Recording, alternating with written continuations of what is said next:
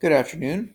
My name is Danny Freeman, and I thought that today we would take a look at how to draw a portrait with a alternative grid method.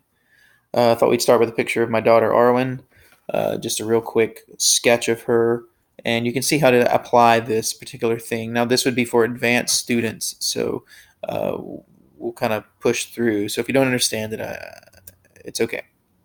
When we typically do a normal grid, for a lot of times what I do with middle school students is that I would do a grid like this, where you measure across the top and across the bottom, and then you make these vertical lines. You do the same thing on the sides, make horizontal lines. You end up with a grid at whatever size grid you want. We usually do an inch grid or a half-inch grid for faces.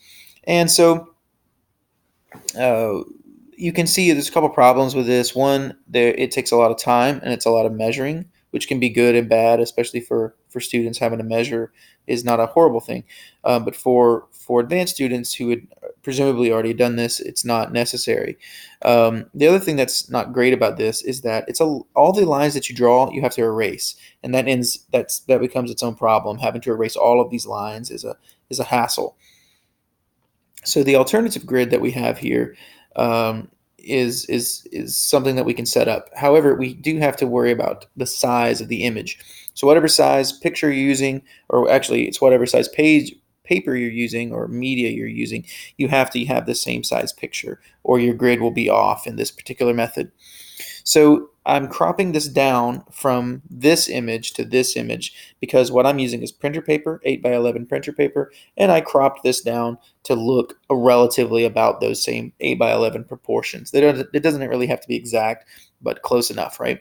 So now I'm going to lay in my alternative grid, and it only involves 4 lines. So a vertical line down the center, right down the center, a horizontal line right down the middle, and then 2 diagonal lines from corner to corner.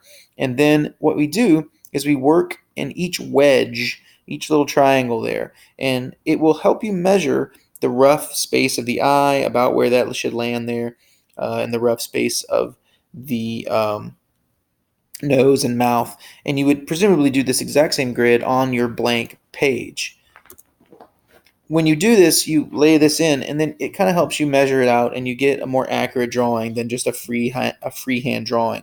And so you can see with this little sketch that I did, that you do get a little bit of a better quality drawing without having to erase all these lines. You can see a little side by side there of how one side sort of compares to the other, and you can actually see some of the mistakes I've made doing that. So it's something interesting to do. And then when you erase the lines, you have less mess to clean up at the end. And so it's a great alternative method for advanced students, especially when you're doing grid portraits or any kind of comparative drawing where you're trying to transfer one thing to the other. It kind of works out. You can even blow this up to a larger size. So that's it for this. I appreciate you listening and have a wonderful day. Thank you.